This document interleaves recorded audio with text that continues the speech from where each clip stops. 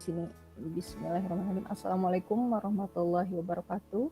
Kami dari kelompok 4 untuk mempraktikkan coaching model Tirta dengan mencontohkan 2 kasus yang berbeda pada tugas 2.3A 5.3 ruang kolaborasi bersama Bapak Muhammad Praktik. Yunus.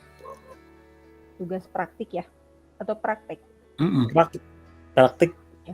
Ya, Enggak, ini ruang kolaborasi praktik. Oh, ruang kolaborasi. Oh, kurang ininya. Kan ada latihan, ada praktik ya. Iya. Untuk tema 1, bullying di dalam kelas. Konsepnya pembulian di dalam kelas. Posisi coach adalah Bapak Muhammad Yunus, coachnya adalah saya sendiri, Sinta Mariam, dan coaching di sini adalah Bapak Sunarli. Lokasi berada di gedung PGRI Celaku. Di saat Sinta datang ke gedung PGRI, melihat Bapak Yunus sedang duduk santai di depan musola. Lalu Sinta menyapa Bapak Yunus, hingga terjadilah percakapan sebagai berikut. Assalamualaikum warahmatullahi wabarakatuh. Waalaikumsalam warahmatullahi wabarakatuh. Lagi duduk santai nih Pak. Apa kabarnya Pak? Iya nih Teh, alhamdulillah sehat. Bagaimana kabar Teh juga? Alhamdulillah sehat Pak. Terlihat dari jauh sedang menerawang apa Pak? Ataukah sedang memikirkan sesuatu? Terpantau sangat serius sekali. Iya nih Teh, Bapak lagi memikirkan sesuatu. Biasalah kerjaan yang berhubungan dengan anak-anak di sekolah. Oh, tentang apa gitu Pak? Barangkali bisa bantu. Sambil santai sih iya, sambil diskusi juga oke kan Pak? Hehehe. Ini Teh, tentang pembulian di sekolah, khususnya di kelas yang Bapak bina, sekarang semakin marak. Oh, bullying ya. Iya, Bullying yang terjadi seperti apa Pak? itu anak-anak saling ngejek satu sama lain dengan panggilan nama orang tua, masing-masing pekerjaan orang tua, dan saling mengejek fisik mereka. Dan ada beberapa anak yang tidak nerima orang tuanya dijadikan bahan ejekan. Oh, terus mulanya hal itu terjadi bagaimana Pak? Ada anak yang melapor ke bapak, Randy namanya. Dia nangis karena diledekin teman-temannya di kelas. Dan orang tuanya akan datang ke sekolah karena tidak menerima dan akan bawa saudaranya yang wartawan. Cuma Randy saja Pak? Iya. Kok bisa? Cuma Randy saja? Iya ya. Cuma Randy saja sih yang ngelapor. Bapak udah cek and recheck belum? Belum sih Teh. Cuma mendengar laporan Randy saja. Menurut Bapak baiknya gimana harusnya? Harusnya sih Teh Bapak cross-check dulu kronologis kejadiannya ke anak-anak yang lain di kelas. Terus kapan Bapak akan cross check? Kayaknya besok deh Bapak akan cek langsung ke kelas.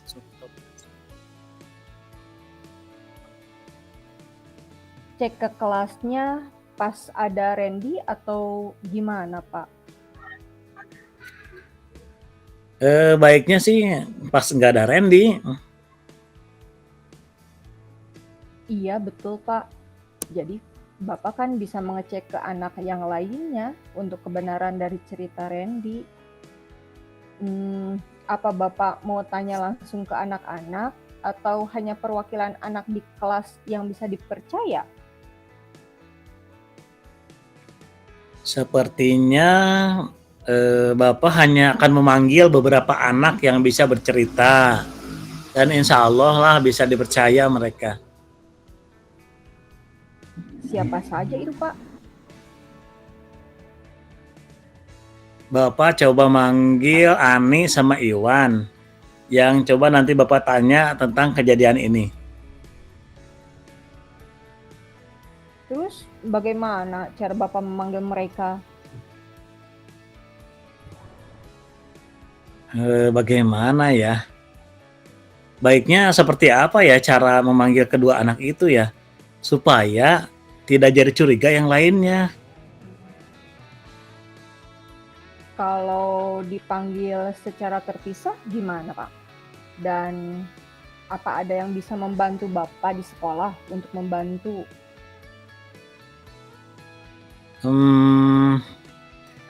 Siapa ya?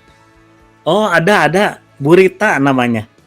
Beliau selalu bisa membaca sikap anak dan anak-anak juga senang dengan sikapnya yang periang. Alhamdulillah, sudah ada titik terang berarti ya, Pak? Iya teh, alhamdulillah. Besok Bapak akan langsung deh diskusi dengan Bu Rita untuk menyelesaikan permasalahan ini. Alhamdulillah, semoga dimudahkan dan dilancarkan ya, Pak. Dan sekarang mohon maaf, Teteh izin mau masuk ke dalam dulu ya, Pak. Oh iya, baik teh. Iya, makasih ya sharingnya. Siap, Pak, sama-sama. Mari, Pak. Assalamualaikum warahmatullahi wabarakatuh. Ya, waalaikumsalam teh. Mari. Terima kasih. Sama-sama. Iya. Baiklah, untuk refleksi diri dari kasus 1 di atas adalah keempat poin ini berarti apa ya? Kasus 1. Kasus 1. Iya. Mau Bapak yang baca atau minta? Boleh, saya baca boleh. Boleh. Untuk kasus 1 ini, menurut saya tujuan yang disampaikan oleh Koci sangat jelas, yaitu ingin mencari solusi atas permasalahan pada saat ada permasalahan pembullyingan di kelas. Yang kedua, identifikasi, memberikan pertanyaan-pertanyaan dan umpan balik yang mengarah pada identifikasi potensi Koci. Coach memberikan pertanyaan yang dapat membuat Koci menyadari bahwa yang disarankan adalah proses menyelesaikan masalah atau dalam mencari solusi permasalahan. Ketiga, rencana aksi, memberikan pertanyaan-pertanyaan dan umpan balik mengenai rencana aksi Koci dalam menyelesaikan permasalahannya. Coach memberikan pertanyaan yang dapat membuat Koci merencanakan hal-hal dalam menyelesaikan permasalahan, baik untuk siswa, pihak sekolah, orang tua, dan untuk dirinya sebagai seorang guru. Yang keempat, tanggung jawab. Memberikan pertanyaan-pertanyaan dan umpan balik mengenai komitmen Koci dalam menjalankan reaksi aksinya. Coach menanyakan tentang komitmen terhadap rencana yang diambil oleh Koci dan ternyata membuat Koci menjadi yakin akan keputusan dalam solusi yang dia ambil. Ya, begitulah refleksi yang ke aksi 1 ya teh ya. Dalam hal ini kasus 2 bertemakan yaitu pemalakan di lingkungan sekolah. Konsepnya pemalakan di lingkungan sekolah. Terus lokasinya di restoran Saung Nikmat.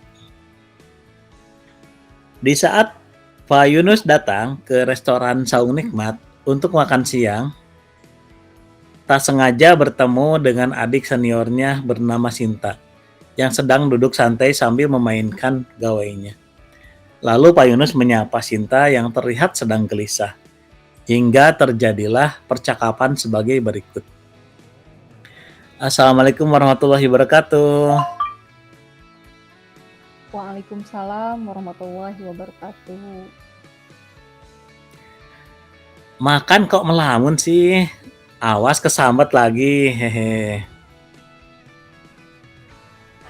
Ada bapak, jadi malu Teteh. Sendirian aja nih. Mana yang lainnya? Ada Pak, di dalam masih pada makan. Bapak sendiri, kenapa sendirian? Sama rombongan juga. Dan sudah pada ke dalam, lagi menunggu pesanan. Kenapa itu mukanya cemberut begitu atau sedih? Kelihatan ya Pak. Kenapa? Mau cerita nggak? Barangkali mau terima masukan dari senior gitu. Hehe. Begini Pak, sebenarnya Teteh lagi bad mood. Barusan dapat telepon dari sekolah bahwa ada siswa kelas Teteh yang kejaring sama kesiswaan karena pemalakan. Terus yang bikin bad moodnya apa? Itu kan pernah Teteh bantuin anak tersebut supaya tidak di SP surat peringatan gitu sama pihak kesiswaan tentang masalah yang sama juga, pemalakan. Pikir Teteh dia akan jerah dan gak akan mengulang kesalahan yang sama. Tapinya malah kejadian lagi, kan jadi bad mood Pak. Oh, emang anaknya kelas berapa? Terus apa Teteh sudah cross check benar atau tidaknya anak itu malak? Ups, iya ya Pak. Teteh gak kepikiran ke sana. Anak Teteh kan baru kelas 10. Masa iya dia sudah melakukan pemalakan?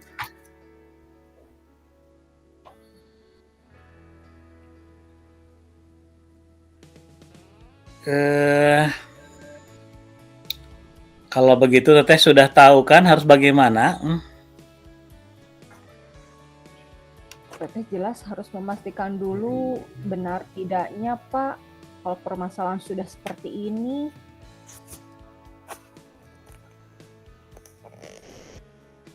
Memang apa yang harus Teteh lakukan supaya jelas permasalahannya? Teteh harus cari informasi langsung dari anaknya Pak kalau begini. Kalau logika kan nggak mungkin juga anak kelas 10 memalak. Lalu selain mencari informasi dari anaknya, Teteh perlu bantuan siapa? Dan kapan Teteh mau melakukannya? Besok insya Allah Teteh harus segera mensinkronkan informasi dari pihak kesiswaan, dari anaknya langsung, dan mungkin juga dari beberapa anak yang bisa Teteh minta keterangan perihal permasalahan ini, seperti KM atau teman kelasnya yang lain. Nah, sudah ada gambaran seperti apa nih? Apa yang harus dilakukan Teh? Iya sudah Pak. Duh, ada hikmahnya ketemu sama Bapak. Teteh jadi dapat inspirasi untuk menyelesaikan permasalahan anak kelas Teteh nih. Nah, begitu dong. Syukur alhamdulillah kalau sudah ada rencana dan gambaran untuk solusinya. Bapak doakan semoga lancar dan adil ya prosesnya, terutama untuk anak kelas Teteh itu. Iya Pak, kasihan juga kan kalau anak Teteh harus dipersalahkan. Jika tidak ada bukti nyata, Teteh sebagai wali kelasnya kan harus membantu meluruskan permasalahan pemalakan ini ke pihak sekolah. Supaya anak Teteh tidak dirugikan. Ya, begitu dong. Baiklah. Kalau gitu Bapak masuk dulu ya. Sudah lapar nih. Hehe. Oh iya Pak, terima kasih sekali ya Pak atas masukannya. sangat-sangat berguna sekali buat Teteh. Sekali lagi terima kasih. Oke, sama-sama Teh. Assalamualaikum. Waalaikumsalam warahmatullahi wabarakatuh. Mari Pak. Iya, sok silakan refleksinya. Baik. Untuk refleksi kasus Dua. ini kehapus. Kursornya agak ini.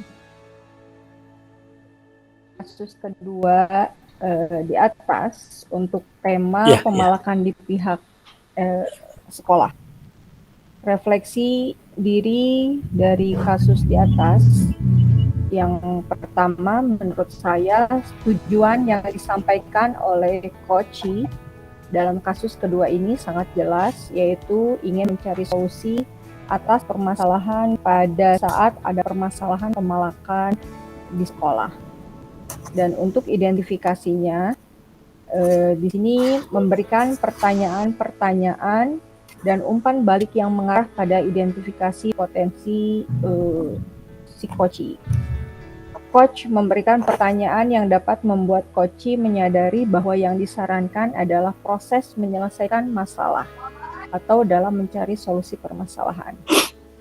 Untuk reaksi aksi dari kasus kedua, dengan memberikan pertanyaan-pertanyaan dan umpan balik mengenai rencana aksi Koci dalam menyelesaikan permasalahannya. Coach memberikan pertanyaan yang dapat membuat Koci merencanakan hal-hal dalam menyelesaikan permasalahan, baik untuk siswa, pihak sekolah, dan untuk dirinya sebagai seorang guru. Dan dilihat dari langkah tanggung jawab kasus kedua ini, dengan memberikan pertanyaan-pertanyaan dan umpan balik mengenai komitmen Koci dalam menjalankan rencana aksi. Coach menanyakan tentang komitmen terhadap rencana yang diambil oleh Koci dan ternyata membuat Koci menjadi yakin akan keputusan dalam solusi yang dia ambil. Sekian untuk aksi contoh praktik coaching yang dapat kami tampilkan dalam diskusi kelompok praktik ruang kolaborasi modul 2.3 tentang coaching akademis. Sekian, wassalamualaikum warahmatullahi wabarakatuh.